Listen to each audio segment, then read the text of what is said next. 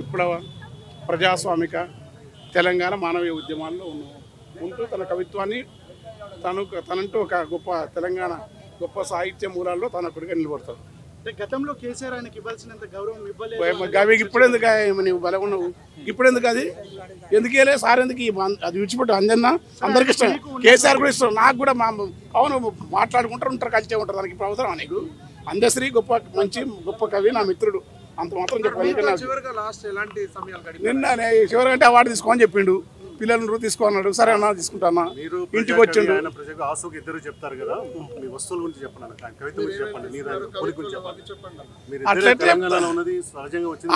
ఆయన మాటలు చెప్పండి. ఇప్పుడు రికార్డెడ్ అది ఓపెన్ గా. అన్న నాతో పాటుగా రాసేది నీవు తప్ప అనేది. నేను కూడా అందశ్రీ తప్ప ఎవరని నేను అనేది. అంత మాత్రం అది సత్యం. నీవు తప్ప నారాయణమూర్తి అన్న ముందు తెలిసేది. ఒక్క వెంకన్ననే నాతో సమంగా రాసేదని అన్నాడు. నేను కూడా ఒక అంజననే నాతో సమంగా రాసేదని చెప్పేది. ఇవాళ ఆయన చనిపోయినాడు, భూమి మీద వెళ్ళిపోయాడు. మాకు ఆయనకు వ్యక్తిగత స్పర్ధకు సంబంధించి కవిత్వానికి సంబంధించిన స్పర్ధలు కూడా లేవు. రాజకీయ అభిప్రాయాల దగ్గర ఉంటుంది. మీరు అంటారు ఆ ప్రశ్న లేదు. నేను రాజకీయాలు నాకు ముఖ్యం కాదు, ఆయనకు కూడా ముఖ్యం కాదు. ఏదో మేము మా ప్రపంచంలో మేము ఉంటున్నాం.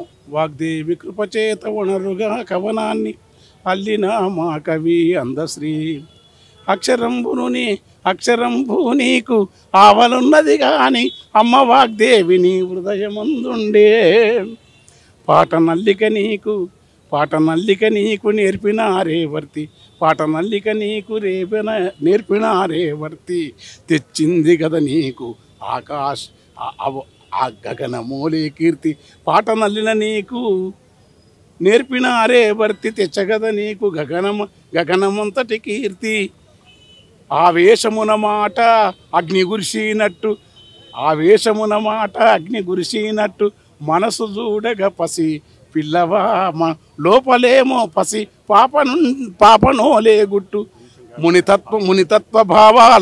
మునితత్వ భావాల అలరించు తత్వాల అచల సాంఖ్యమున శ్రీరాము మాయోగి బిర్దురామారాజు వీరి చలువతో అక్షరాల దిద్దుకొని ఎల మంచి శేఖరుని వెంటనే తిరిగాడి గంగ సినిమాతోడ నింగి కీర్తిని పొంది బతుకమ్మలో కలిసి దూరము కూడాడి పాటయ్యి ఆటయ్యి పరవశంపుగా దుముదామున తిరిగి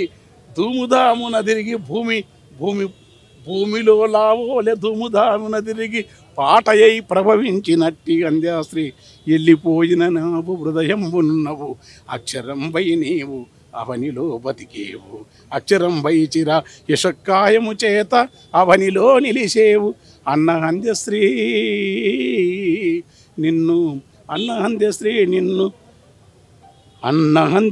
నిన్ను ఎన్నటికీ ఈ జగతి మరువనంత మంచి సత్కవి నీవని హృదయ లోతుల నుంచి వచ్చింది ఈ మాట. ఎప్పటికీ చెరగదు మన కవన పూబాట.